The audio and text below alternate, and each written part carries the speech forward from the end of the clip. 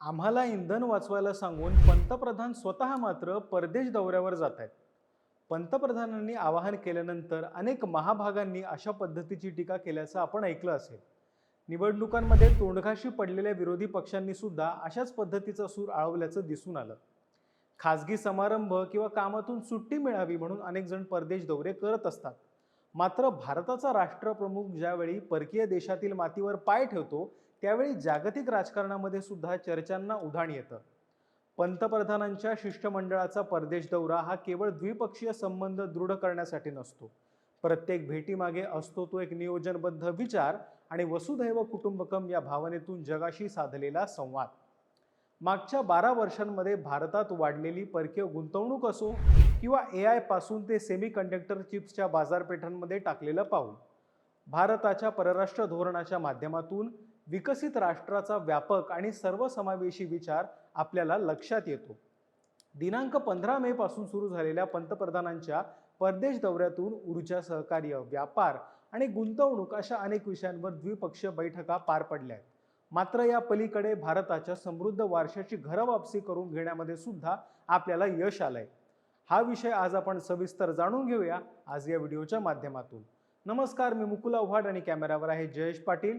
MHATV मध्ये आपलं स्वागत. 2017 नंतर दुसऱ्यांदा पंतप्रधान मोदींनी नेदरलँड्स या देशाचा दौरा केला.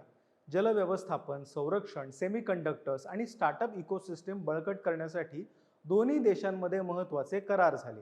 त्याचबरोबर या दौऱ्यातून भारताला एक ऐतिहासिक आणि अमूल्य असा सांस्कृतिक ठेवा परत मिळवण्यात यश आलंय.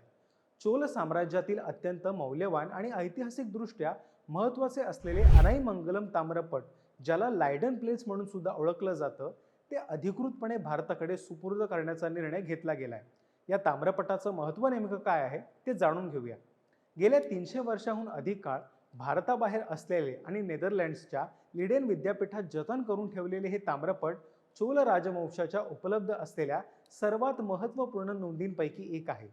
हा एकूण 24 ताम्रपटांचा संग्रह आहे, ज्यामध्ये 21 मोठे आणि 3 लहान ताम्रपट आहेत. हे सर्व ताम्रपट एका विशाल काशाच्या कड्याने एकत्र बांधलेले आहेत. या कड्यावर चोल साम्राज्याची अधिकृत राजमुद्रा कोरलेली आहे. या ताम्रपटानुसार राजराजा चोल पहिला यांनी अनैमंगलमच्या सीमेवर असलेल्या गावातून मिळणारा संपूर्ण महसूल नागपट्टिनम शहरातील एका बौद्ध विहाराच्या देखभालीसाठी दान म्हणून दिला होता. इतिहासकारांच्या मते या विहाराची उभारणी श्रीविजयाच्या मलय राजाने केली होती. राजा चोल पहिला याच्या राजवटीच्या 21व्या वर्षी हे दान देण्यात आलं होतं आणि या घटनेची नोंद तामिळ भाषेत करण्यात आली होती. आता हे ताम्रपट नेमकं नेदरलँड्समध्ये कसं पोचलं? त्याचं झालं असं की 17व्या शतकाच्या उत्तरार्धात तामिळनाडूतील नागपट्टिनम हे शहर डच ईस्ट इंडिया कंपनीच्या नियंत्रणाखाली होतं.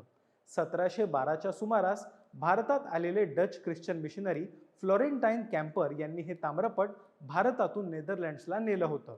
पुढे 1862 मध्ये हे ताम्रपट नेदरलँड्समधील लिडेन विद्यापीठाला दान करण्यात आलं आणि तेव्हापासून तिथल्या ग्रंथालयात त्याचं जतन केलं जायचं. भारताने 2012 पासून हे ताम्रपट परत मिळवण्यासाठी राजनैतिक पातळीवर प्रयत्न सुरू केले होते. 2023 मध्ये भारताने युनेस्कोच्या आंतरशासकीय समितीसमोर भक्कम कायदेशीर आणि ऐतिहासिक पुरावे सादर केले.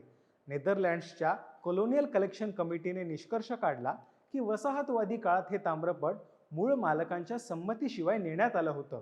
त्यानुसार हे ताम्रपट विनाअट भारताला परत करण्याची शिफारस करण्यात आली, ज्याची पूर्तता मे 2026च्या अधिकृत दौऱ्यात झाली. हे ताम्रपट आता भारतीय पुरातत्व सर्वेक्षण विभागाकडे सुपूर्द केले जातील, जे त्यांच्या प्रदर्शनाबाबत पुढील निर्णय घेतील. काहींच्या मते हा भारताच्या सांस्कृतिक मुत्सद्देगिरीचा विजय आहे. अर्थात पंतप्रधान नरेंद्र मोदींच्या कारकिर्दीत मिळालेला हा काही पहिला विजय नाही. प्रेस इन्फॉर्मेशन ब्युरोच्या अधिकृत आकडेवारीनुसार 2014 पासून आतापर्यंत 600हून अधिक प्राचीन भारतीय वस्तू, मूर्त्या, हस्तलिखित मायदेशी परत आणण्यात आपल्याला यश मिळालेलं आहे. दुसऱ्या बाजूला किशन रेड्डी एका सांस्कृतिक कार्यक्रमात बोलताना म्हणाले होते की स्वातंत्र्यापासून ते 2013 पर्यंत केवळ 13 पुरातन वस्तू आपण भारतात आणल्या. दुसऱ्या बाजूला पंतप्रधानांच्या एका अमेरिकेच्या दौऱ्यानंतर 150हून अधिक वस्तू भारतात परत आणण्यात आपल्याला यश आलंय. पंतप्रधानांचा परदेश दौरा हा अनेकांसाठी टीकेचा विषय असतो. अर्थात ही टीका करताना विरोधी पक्ष नेत्यांच्या 22 वर्षातील 54 परदेश दौऱ्यांवर आणि तिथे खर्च झालेल्या पैशांवर ही माणसं मूग गिळून गप्प बसलेली असतात. त्यांच्या परदेश दौऱ्यांसाठी पैसे कुठून येतात असा सवाल भारतीय जनता पक्षाच्या अधिकृत एक्स हँडलवरून विचारण्यात आला आहे.